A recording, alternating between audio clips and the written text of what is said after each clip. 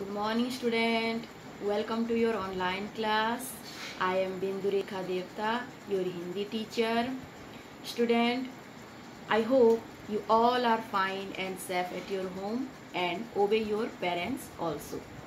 So, student, today we learn class 6 Hindi grammar chapter 1 भाषा, लिपि और व्याकरण। भाषा, लिपि और व्याकरण।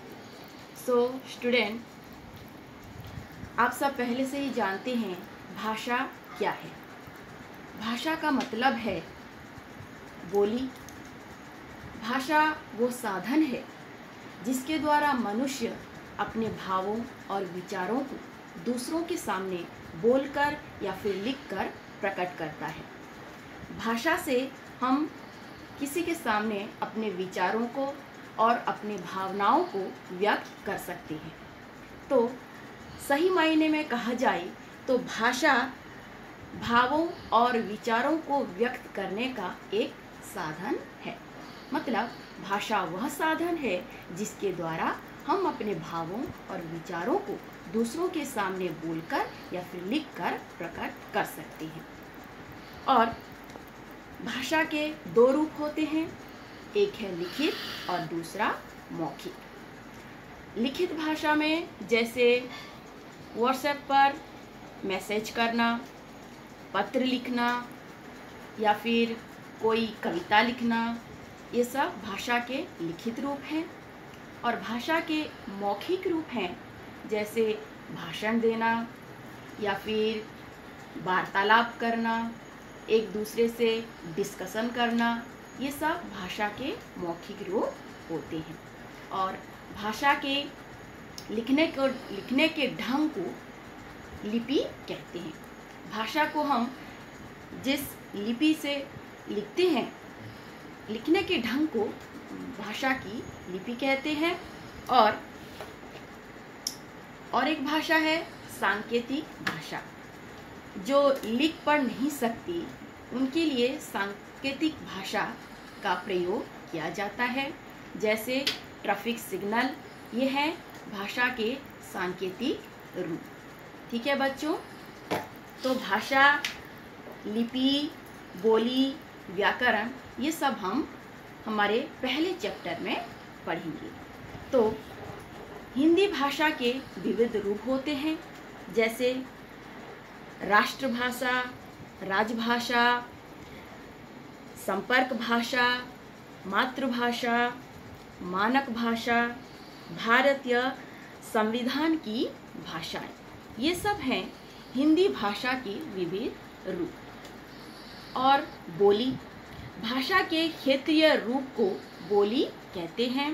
बोली देश के किसी भी भाग में बोली जाने वाली वह भाषा है जिसका अपना साहित्य नहीं होता, अपनी लिपि नहीं होती, परंतु ब्रज, अवधी, खड़ी बोली में साहित्य रचना भी हुई, परंतु आगे चलकर केवल खड़ी बोली ही वर्तमान हिंदी भाषा का रूप ले पाई, जिसका व्यवहार हम करते हैं और जिनकी अपनी लिपि है। लिपि भाषा का मूल रूप मौखिक है। बोली जाने वाली ध्वनियों को स्थायी रूप प्रदान करने के लिए कुछ चिन्ह निश्चित किए गए हैं। ये चिन्ह ही लिपि कहलाते हैं। लिपि के कारण ही भाषा का लिखित रूप संभव हो पाया है। किसी भी भाषा के वर्णों के लिखने की विधि लिपि कहलाती है। लिपि क्या है? किसी भी भाषा के वर्णों के लिखने की विधि लिपि कहलाती है। तो भाषा के लिखने के ढंग को लिपि कहा जाता है। अब है व्याकरण। व्याकरण वह साधन है जिसके द्वारा मनुष्य अपने भाषा को शुद्ध रूप से बोलना या फिर लिखना जानता है। तो सही मायने में व्याकरण शब्दों, वाक्यों एवं भाषाओं का विश्लेषण करता है और उसके शुद्ध रूप एवं उसके प्रयोग के नियमों का ज्ञान कराता है।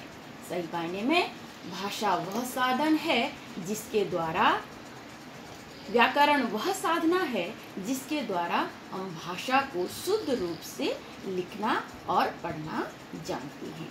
तो बच्चों, आज हमने पढ़ी भाषा के विषय में। तो हमने सीखा भाषा भावों और विचारों को एक दूसरे तक पहुंचाने का माध्यम है। भारतीय संविधान में 22 भाषाएं स्वीकृत हैं। भाषा के 2 रूप हैं, एक है मौखिक, दूसरा है लिखित। भाषा को लिखित रूप में व्यक्त करने का माध्यम लिपि है। भाषा के नियम बतलाने वाले शास्त्र को व्याकरण कहते हैं। भाषा के नियम बतलाने वाले शास्त्र को व्याकरण कहते हैं। व्याकरण भाषा के शुद्ध रूप का ज्ञान कराता है। हिंदी भाषा की संपर्क भाषा और भारतीय संघ की राजभाषा भी है। तो बच्चों, आज हमने क्या पढ़ा? भाषा, लिपि और व्याकरण। ओके बच्चों, थैंक यू।